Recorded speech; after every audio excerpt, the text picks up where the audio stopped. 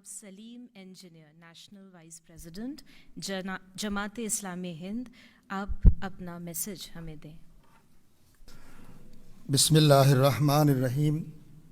अत्यंत दयावान एवं कृपाशील ईश्वर के नाम से, उस ईश्वर के नाम से जो सारी सृष्टि का अकेला रचयिता है, हम सब का पैदा करने वाला और पालने वाला है।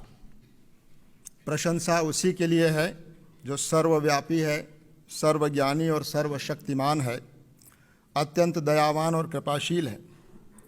वह हमसे बहुत निकट है, हमारी बातें सुनता है, जवाब देता है, हमारे दिल और दिमाग में उठने वाले विचारों को अच्छी तरह जानता है।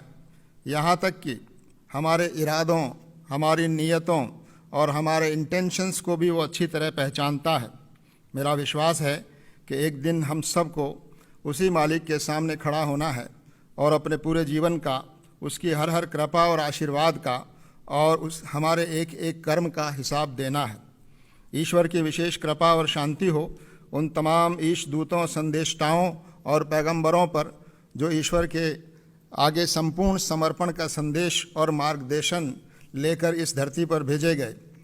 परम आदरणीय राष्ट्रपति महोदया, आज के इस अति सुंदर और गरिमामय कार्यक्रम के आयोजक, प्रजापिता ब्रह्म कुमारी ईश्वरी विश्वविद्यालय के पदाधिकारी बहनों एवं भाइयों, मंच पर उपस्थित आदरणीय धर्म गुरुओं, सभागार में मौजूद बहनों एवं भाइयों, राष्ट्रपति भवन के अधिकारी गणों, आप सभी को मेरा सलाम व आदाब। आप सब पर ईश्वर की विशेष कृपा और आशीर्वाद हो। आज के सुंदर कार्यक्रम का हिस्सा बनने पर मैं अत्यंत खुशी और गर्व महसूस करते हुए ईश्वर का शुक्रिया अदा करता हूँ। इस सच्चाई को सब धर्मों और आस्थाओं के लोग स्वीकार करते हैं कि धरती पर जितने इंसान मौजूद हैं वे सब एक ही माँ बाप की संतान हैं, यानी आदम और हव्वा की संतान हैं। हम सब की रगों में एक ही माँ बाप का खून बह रहा है। ईश्वर के सभी पैगंबरों ने और अंतिम पैगंबर हज़रत मोहम्मद सल्लल्लाहु अलैहि वसल्लम ने ईश्वर के इस संदेश को आम किया कि तमाम इंसान बराबर हैं, कोई बड़ा और कोई छोटा, कोई ऊंचा और कोई नीचा नहीं है। हर इंसान की इज्जत और उसका सम्मान होना चाहिए। हर मानव की गरिमा की रक्षा की जानी चाहिए। धर्म, जाति, लिंग, भाषा, क्षेत्र या विचारधारा किसी भी आधार पर किसी के अधिकार कम या ज़्यादा नहीं हो सकते। किसी के साथ भी भेदभाव न हो, यह समाज को और व्यवस्था को मिलकर सुनिश्चित करना चाहिए। हज़रत मोहम्मद साहब ने फरमाया, अल खल्को अयालुल्लाह, यानी ये सारी सृष्टि और ये सारे प्राणी ईश्वर का एक परिवार और कुनबा और ख़ानदान है।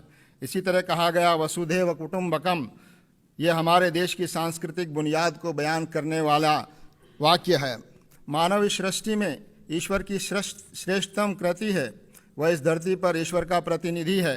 हमारा भारतीय समाज विविधताओं वाला समाज है। हमारे देश की बड़ी आबादी किसी न किसी धर्म या विचारधारा एवं जीवन व्यवस्था में विश्वास करती है।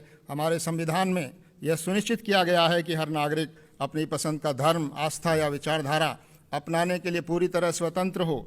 धर्म इंसानों को आपस में जोड़ता है। इंसानों को बांटने वाला, उनको नीचा और ऊंचा बनाने वाला धर्म हो ही नहीं सकता।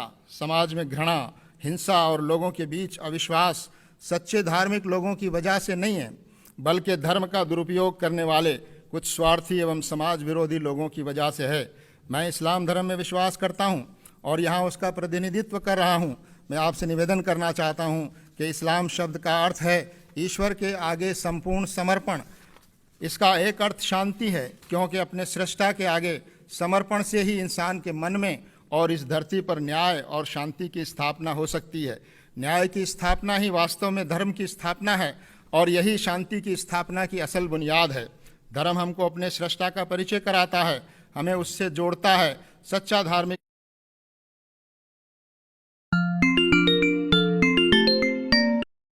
व्यक्ति ईश्वर से प्रेम करता है, इंसानों से प्रेम करता है, उसका सम्मान करता है और उनकी सेवा करता है। धर्म व्यक्ति को अनुशासित करता है। धर्म हमको इस बात की शिक्षा देता है कि हम अन्याय और अत्याचार से पीड़ित और कमज़ोर लोगों, चाहे वो किसी धर्म के मानने वाले हों, उनके साथ खड़े हों, उनकी मदद और सेवा के लिए आगे आएँ, उनको समाज में सम्मान दिलाने का प्रयास करें। आज इस बात की आवश्यकता है कि विभिन्न धर्मावलंबियों में और धर्म गुरुओं में मेल जोल बढ़ना चाहिए, उनके बीच संवाद मजबूत हो। समाज में नैतिक मूल्यों को स्थापित करने के लिए हम सब धर्म गुरुओं को मिलकर प्रयास करना चाहिए। हम सभी धर्मों के धर्म गुरुओं को इस महत्वपूर्ण काम में पहल करके साथ मिलकर समाज में जागृति लाने, आपसी सद्भाव और विश्वास को मजबूत करने का यह पवित्र कार्य करना चाहिए।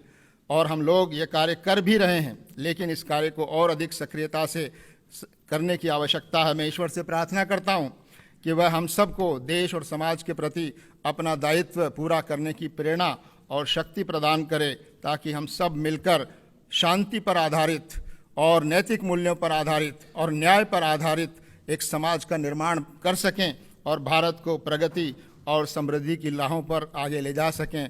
मैं इसी के साथ ईश्वर की बड़ाई और प्रशंसा और महामहिम राष्ट्रपति महोदय का धन्यवाद करते हुए अपनी बात समाप्त करता हूँ। शुक्रिया।